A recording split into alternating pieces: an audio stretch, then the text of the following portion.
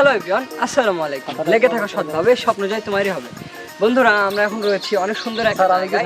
এখানে দেখতে পাচ্ছেন যে আমার পেছনে একটা নদী, কিন্তু নদীতে এখন পানি খুবই কম, কচি পানাতে ভরপুর, এবং এই নদীর পাড়টা একদম সুন্দরভাবে বাঁধাই করা হয়েছে ব্লক দিয়ে, একদম সারি সারিভাবে দেখতে পাচ্ছেন অসংখ্য ব্লক রয়েছে। আর আজকে প্রচণ্ড রোদ এবং গরম, তাই এই জন্য আমি হচ্ছে চশমা এবং হচ্ছে একটা ছাতা নিয়ে বের হয়েছি। যদিও এটা হচ্ছে ব্যবহার করার ছাতা না, এটা হচ্ছে একটা সফট বক্স। তো দেখতে পাচ্ছেন এখানে হচ্ছে এই নদীটার নাম আগে বলে রাখি, এটা হচ্ছে বাঙালি নদী, যমুনা নদীর শাখা নদী।